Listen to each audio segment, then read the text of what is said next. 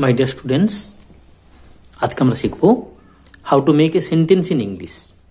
ইংরেজিতে একটি বাক্য বা সেন্টেন্স কিভাবে তৈরি করা হয় সেটা জানতে হলে আমরা প্রথমে বাংলা একটি বাক্য লিখব, সেই বাক্যের গঠন প্রক্রিয়া জানবো, সেখান থেকে আমরা আসবো সেই বাংলা বাক্যটিকে কি করে আমরা ইংরেজিতে লিখব। তাহলে চলো দেরি না করে শুরু করি আমরা how to make a sentence in English. ইংরেজিতে কেমন করে একটি বাক্য লিখতে হয় বা তৈরি করতে হয়।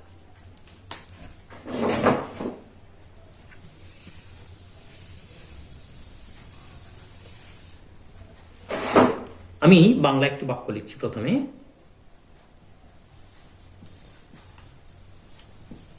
আমি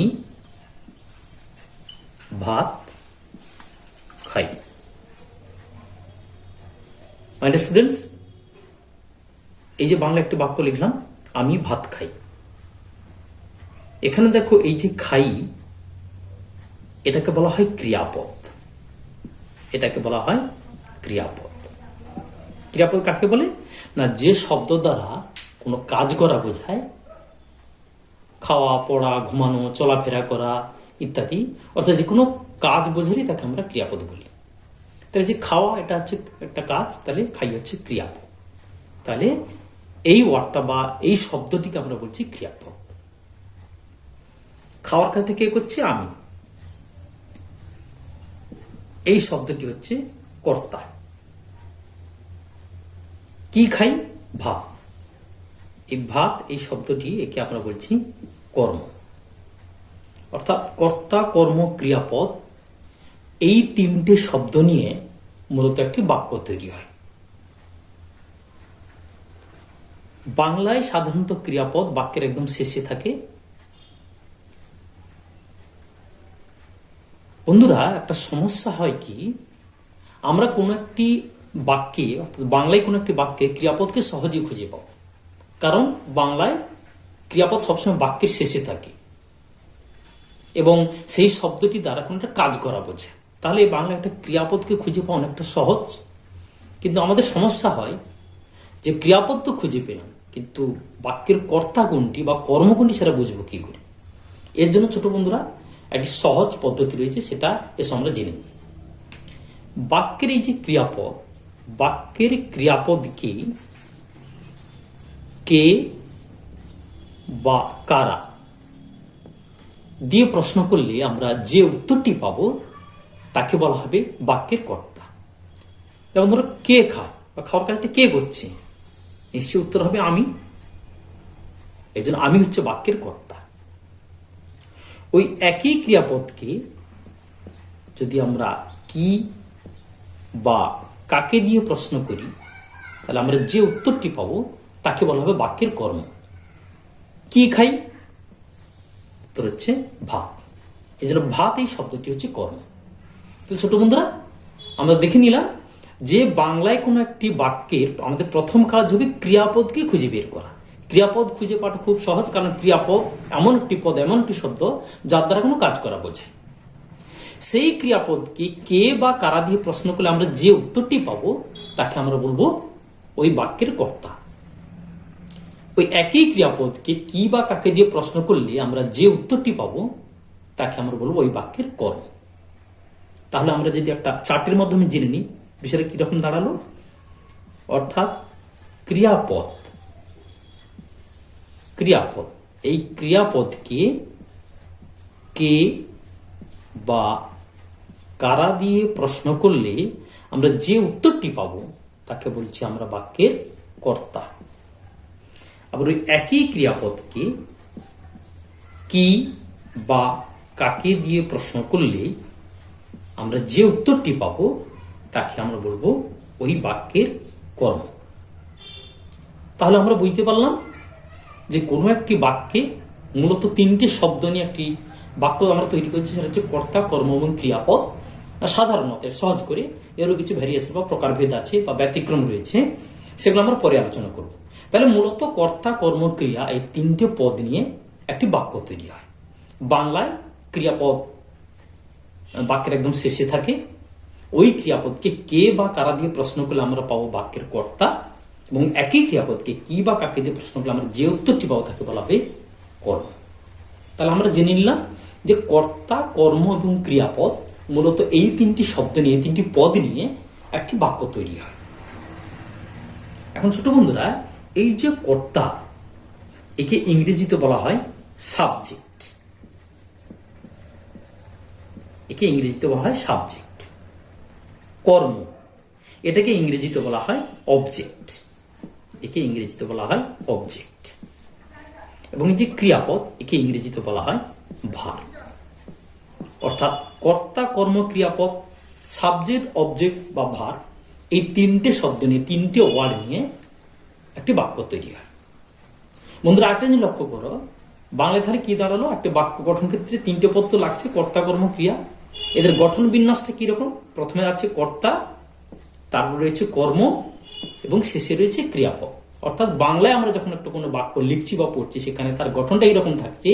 প্রথমে থাকবে কর্তা, তারপরে কর্ম এবং শেষে রয়েছে ক্রিয়াপদ। এখন ছোট্ট বন্ধুরা, আমরা চলো যাই এই বাংলা বাক্যকে আমরা যখন ইংরেজিতে নিয়ে আসবো, অর্থাৎ ইংরেজি যখন সেই বাংলা বাক্যটাকে ইংলিশ সেন্টেন্সে লিখবো, তখন সেটাকে কিভাবে লিখবো।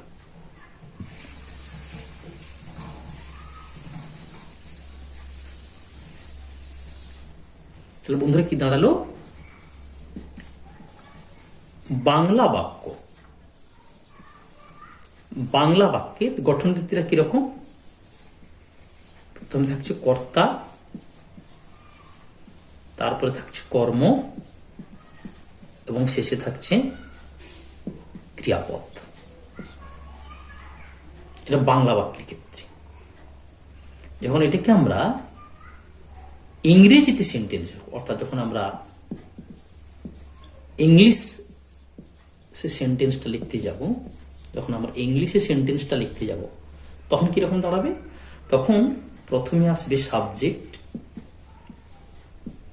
তারপরে আসবে ভার্ব এবং সবশেষে আসবে অবজেক্ট। হলো? অর্থাৎ বাংলা বাক্যের সঙ্গে ইংরেজি সেন্টেন্সের এই জায়গায় পার্থক্য। বাংলা বাক্যে দেখো, প্রথমে থাকছে কর্তা, তারপরে থাকছে কর্ম, শেষে থাকছে ক্রিয়াপদ। ইংরেজির ক্ষেত্রে একটু আলাদা, প্রথমে সাবজেক্ট থাকছে কিন্তু সাবজেক্টের পরে ভার্ব অর্থাৎ ক্রিয়াপদ চলে আসছে এবং শেষে থাকছে অবজেক্ট। অর্থাৎ বাংলায় কর্তা, কর্ম, ক্রিয়াপদ, শেষে থাকছে কিন্তু বাংলায় কর্তা, কর্ম, ক্রিয়াপদ, এই তিনটি শব্দ পাশাপাশি বসে একটা বাংলায় একটা বাক্য তৈরি হচ্ছে। ইংরেজির ক্ষেত্রে সাবজেক্ট, ভার্ব, অবজেক্ট, এই তিনটি ওয়ার্ড পাশাপাশি বসে একটি সেন্টেন্স তৈরি হচ্ছে। অর্থাৎ বাংলায় যেটা কর্তা, কর্ম, ক্রিয়াপদ, ইংরেজিতে সেটা কর্তা, ক্রিয়া, কর্মপদ। এই হচ্ছে বাংলা বাক্যের সঙ্গে ইংরেজি সেন্টেন্সের পার্থক্য। অর্থাৎ বাংলায় যদি এটাকে আমরা ধরি, সাবজেক্ট, এটা অবজেক্ট, এটা হচ্ছে ভার্ব। কেমন? অর্থাৎ বাংলায় সাবজেক্ট, অবজেক্ট, ভার্ব, সেটা ইংরেজিতে হয়ে যাবে সাবজেক্ট, ভার্ব, অবজেক্ট। হলো? অর্থাৎ আমরা ইংরেজিতে যখন কোনো সেন্টেন্স লিখতে যাব, তখন আমরা এই রুলে চলবো। প্রথমে সাবজেক্ট লিখবো, তারপরে ভার্ব লিখবো, তারপরে লিখবো আমরা অবজেক্ট। কেমন?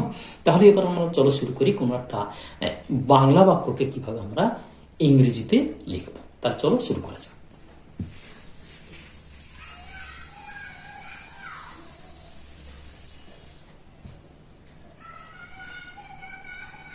একটি বাক্য লিখছি, তাহারা ফুটবল খেলে। তাহারা ফুটবল খেলে। আমাদের স্টুডেন্টস, তাহলে এটা বাংলা একটি বাক্য। এই বাংলা বাক্যটিতে দেখো ক্রিয়াপদ কোনটা? নিশ্চয়ই খেলে হচ্ছে ক্রিয়াপদ, কারণ খেলা হচ্ছে একটা কাজ। তাহলে এই যে খেলার বিষয়টা, এটা হচ্ছে ক্রিয়াপদ। এই ওয়ার্ডটা, এই শব্দটি হচ্ছে ক্রিয়াপদ। সে আগের মতো ক্রিয়াপদকে আমরা কে বা কারা দিয়ে প্রশ্ন করি। কে বা কারা খেলে? নিশ্চয়ই উত্তর হবে তাহারা। তাহলে কে বা কারা দিয়ে প্রশ্ন করলে আমরা কে বা কারা দিয়ে প্রশ্ন করলে আমরা যে উত্তরটি পাবো তাকে আমরা বলি কর্তা। সে একই ক্রিয়াপদকে কি বা কাকে দিয়ে প্রশ্ন করলে আমরা যে উত্তরটি পাবো তাকে আমরা বলি কর্ম।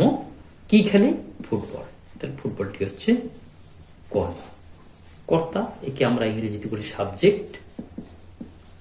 কর্ম, এটা ইংরেজিতে আমরা বলি অবজেক্ট। ক্রিয়াপদ, একে আমরা ইংরেজিতে বলি ভার্ব। হলো? তাহলে একটি বাংলা বাক্যের ক্রিয়াপদকে ধরলে সহজ পদ্ধতিতে তার সাবজেক্ট বা কর্তা, অবজেক্ট বা কর্ম আমরা অতি সহজে খুঁজে পেয়ে যাচ্ছি। তাহলে আমাদের শব্দগুলোর পরিচয় জানা হয়ে গেল। এবার আমরা আসি ইংরেজিতে বাক্য লেখার যে গঠন রীতি বা রুলটি আমরা যেটা শিখলাম সেটাকে আরেকবার বলি। ইংরেজির ক্ষেত্রে প্রথমে লেখা হয় সাবজেক্ট প্লাস ভার্ব, অর্থাৎ সাবজেক্ট বা কর্তার পরেই বসে ভার্ব বা ক্রিয়াপদ, প্লাস অবজেক্ট, অর্থাৎ ভার্বের পরেই থাকে অবজেক্ট বা কর্মপদ। হলো সাবজেক্ট ভার্ব অবজেক্ট। এটা হচ্ছে ইংরেজিতে কোনো বাক্য তৈরি করার, গঠন করার রীতি। তাহলে প্রথমে কি আসছে? সাবজেক্ট। দেখো আমরা সাবজেক্ট আগে থেকে খুঁজে রেখেছি তাহারা, তার লিখি দে, হয়ে গেল সাবজেক্টের কাজ। এরপরে হচ্ছে কি ভার্ব বা ক্রিয়াপদ। দেখো ভার্বটা আগে থেকে খুঁজে রেখেছি আমরা খেলি, খেলা ইংরেজি হচ্ছে প্লে। ভার্বের পাঁচ হয়ে গেল। এরপরে যে দেখো অবজেক্ট, অবজেক্ট কোনটা আগে থেকে খুঁজে রেখেছি? ফুটবল, তার অবজেক্টের ঘরে লিখলাম ফুটবল। হলো, তাহলে সেন্টেন্সটা কি দাঁড়ালো? They play football, they play football, তাহারা খেলে ফুটবল। হলো, এইভাবে কোন একটি বাংলা বাক্যকে সহজেতে আমরা ইংরেজিতে লিখতে পারি এবং সেটা এই সূত্র মেনে subject plus verb plus object. চলো বন্ধুরা আমরা আরো উদাহরণ দেখে নিই।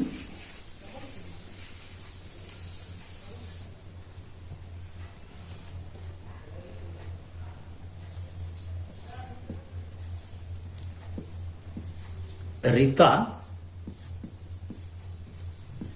একটি গান গায়। রীতা একটি গান গায়, এটা বাংলা একটি বাক্য। দেখো গায়, এটা নিশ্চয়ই ক্রিয়াপদ, তাই না? গাওয়া এটা একটা কাজ, এটাকে আমরা বলছি ক্রিয়াপদ। কে গায়? রীতা। রীতা হচ্ছে তাহলে বাক্যের কর্তা। ক্রিয়াপদকে আমরা কি বা কাকে দিয়ে প্রশ্ন করি? কি গায়? একটি গান, তাহলে এটা হচ্ছে কর্ম। ক্রিয়াপদ ইংরেজিতে আমরা বলি ভার্ব, কর্ম ইংরেজিতে আমরা একে বলি অবজেক্ট, কর্তা ইংরেজিতে আমরা বলি সাবজেক্ট। তাহলে ছোট বন্ধুরা, তাহলে ক্রিয়াপদকে ধরে খুব সহজে আমরা সাবজেক্ট অবজেক্ট বের করে নিলাম। এবার আমাদের সেই ইংরেজিতে বাক্য লেখার গঠনটা একবার লিখে বলবো আরেকবার। সাবজেক্ট, তারপরে বসবে ভার্ব, তারপরে বসবে অবজেক্ট। হলো, তাহলে বসেছি সাবজেক্ট। এই দেখো সাবজেক্ট খুঁজে রেখেছি রীতা, সাবজেক্টের কাজ হয়ে গেল। এরপর হচ্ছে ভার্ব, দেখো এই যে ভার্ব গায়, গাওয়া ইংরেজি কি? সিং। দেখো ছোট বন্ধুরা, এই যে রীতা, এই যে সাবজেক্টে আমরা লিখলাম, এই রীতা এই ওয়ার্ডটি হচ্ছে, এই শব্দটি হচ্ছে third person singular number. Third person অর্থাৎ আমি আমরা, এরা হচ্ছে ফার্স্ট পারসন। তুমি তোমরা এগুলো হচ্ছে সেকেন্ড পারসন। আমি আমরা তুমি তোমরা বাদ দিয়ে আর যা কিছু থাকে সেগুলোকে আমরা থার্ড পারসন ধরি। এবং সিঙ্গুলার নাম্বার সংখ্যায় একজন যদি হয় তখন বর্তমান কাল বা প্রেজেন্ট টেন্সের বেলায় ভার্বের সঙ্গে একটা এস যোগ হয়। তাহলে রীতা থার্ড পারসন, সংখ্যায়ও একজন, সিঙ্গুলার নাম্বার, এই জন্য ভার্বের সঙ্গে এস নিলাম। তাহলে ভার্বের কাজ হয়ে গেল। কে রয়েছে শেষ? অবজেক্ট। দেখো অবজেক্ট খুঁজে রেখেছি একটি গান, সং। তাহলে Rita sings a song, Rita sings a song, Rita গায় একটি গান। আর উদাহরণে আসি।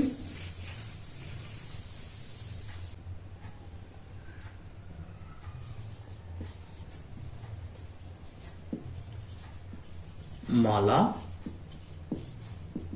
একটি ছবি আঁকে, মালা একটি ছবি আঁকে। তাহলে ছোট বন্ধুরা এখানে ক্রিয়াপদ কোনটি? নিশ্চয়ই আঁকে, এটা হচ্ছে ক্রিয়াপদ, আঁকার কাজ, এটা হচ্ছে ক্রিয়াপদ। ক্রিয়াপদকে প্রশ্ন করি কে বা কারা দিয়ে? কে আঁকে? নিশ্চয়ই উত্তর হবে মালা। তাহলে মালা এই শব্দটি হচ্ছে কর্তা, শব্দটি হচ্ছে কর্তা। কি আঁকে? একটি ছবি, এই শব্দটি হচ্ছে কর্ম। হলো, এটা একটু পরিষ্কার করে লিখে দিই, এটা হচ্ছে কর্তা। তাহলে ক্রিয়াপদকে খুঁজে পাওয়ার পরে আমরা দেখো কর্তা কর্ম বের করে ফেলেছি। কর্তা ইংরেজিতে আমরা বলছি সাবজেক্ট, কর্ম ইংরেজিতে আমরা বলছি অবজেক্ট, ক্রিয়াপদ ইংরেজিতে বলছি ভার্ব। হলো, তাহলে আমরা সূত্রটা লিখে ফেলি। Subject plus verb plus object. হলো, সাবজেক্ট ভার্ব অবজেক্ট লিখে ফেললাম। এবার চলে এসেছি সাবজেক্টের ঘরে। দেখো সাবজেক্ট মালা লিখলাম, তাহলে মালা সাবজেক্টের কাজ হয়ে গেল। রয়েছে ভার্ব অর্থাৎ ক্রিয়া। দেখো এই যে ভার্ব খুঁজে রেখেছি আঁকি, আঁকা ইংরেজি ড্র। স্টুডেন্টস লক্ষ্য করো, মালা থার্ড পারসন অর্থাৎ আমি, আমরা, তুমি, তোমার মধ্যে নেই, থার্ড পারসন এবং সংখ্যা একজন, সিঙ্গুলার নাম। তাহলে ভার্বের সঙ্গে এস নিতে হবে, ড্রজ, ভার্ব হয়ে গেল। রয়েছে অবজেক্ট, এই দেখো অবজেক্ট কর্ম, একটি ছবি, এ পিকচার। হলো, তাহলে মালা ড্রজ আ পিকচার, মালা একটি ছবি আঁকে। আরো উদাহরণে আসি, আমরা আরো বেশ কয়েকটা উদাহরণ। মা ভাত রান্না করেন, মা ভাত রান্না করেন, এটা বাংলা একটা বাক্য লিখলাম। দেখো এই যে আর রান্না করেন, এটা নিশ্চয়ই ক্রিয়াপদ, এই শব্দটি নিশ্চয়ই ক্রিয়াপদ। কে রান্না করছেন? মা। তাহলে মা এই শব্দটি বা ওয়ার্ডটি কর্তা। কি রান্না করছেন? ভাত। তাহলে ভাত এই শব্দটি হচ্ছে কর্তা।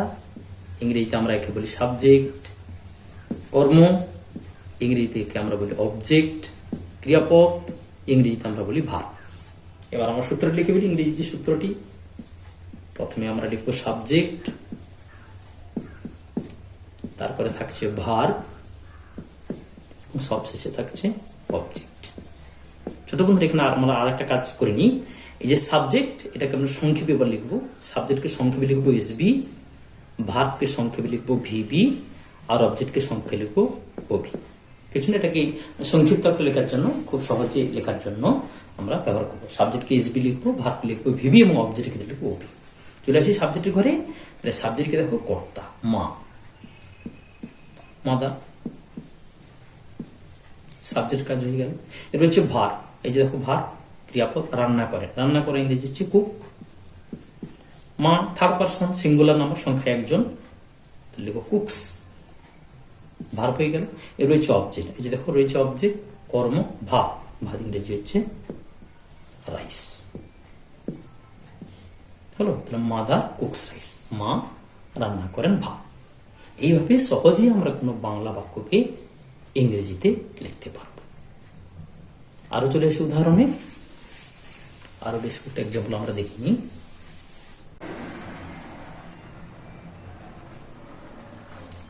সে একটি গল্প পড়ে, সে একটি গল্প পড়ে। ছোট বন্ধুরা এখানে নিশ্চয়ই যে পড়ার কাজটা নিশ্চয়ই ক্রিয়াপদ, এটা আমরা বুঝতে পেরে গেছি। পড়ার কাজটা হচ্ছে ক্রিয়াপদ। কে পড়ে? সে। তাহলে সে হচ্ছে বাক্যের কর্তা।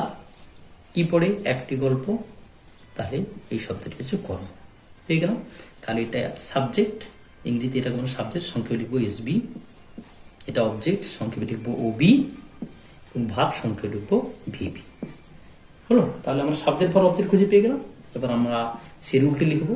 ইংরেজির ক্ষেত্রে প্রথমে সাবজেক্ট, তারপর লিখতে হয় ভার্ব, তারপরে শেষে বসে অবজেক্ট। এই দেখো সাবজেক্টের ঘর খুঁজে রেখেছি সে।